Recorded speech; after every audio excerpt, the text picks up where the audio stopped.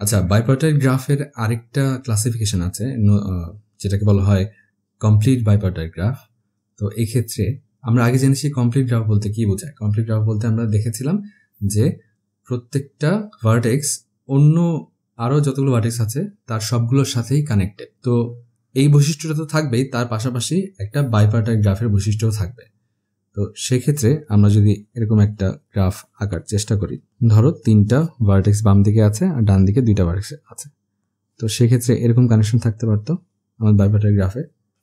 তো দেখতে পাচ্ছি যে প্রথম ভার্টেক্সটা, এই ভার্টেক্সটা শুধুমাত্র একটার সাথে কানেক্টেড, তাহলে এটা কিন্তু একটা কমপ্লিট গ্রাফ হলো না।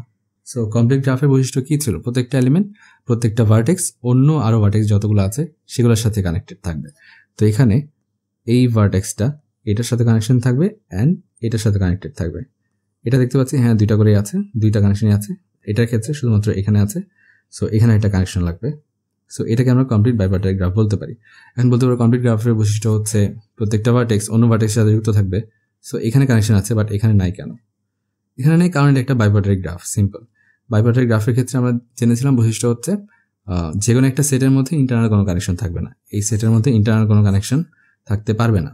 কমপ্লিট গ্রাফের বৈশিষ্ট্যটা হয়তো এখানে নাই, বাট আংশিকভাবে বৈশিষ্ট্যটা থাকতে হবে এখানে কমপ্লিট গ্রাফ বা কমপ্লিট বাইপার্টাইট গ্রাফ হওয়ার ক্ষেত্রে।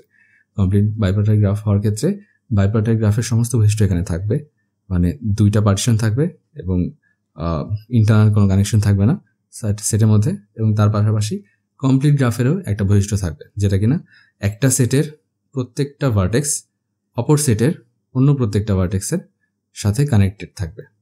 তো এই জিনিসটা আমরা কিভাবে ডিনোট করে থাকি, এখানে দেখা যাচ্ছে 3টা ভার্টেক্স আছে, এখানে আছে 2টা ভার্টেক্স। তো সেক্ষেত্রে এটাকে আমরা বলতে পারি K32।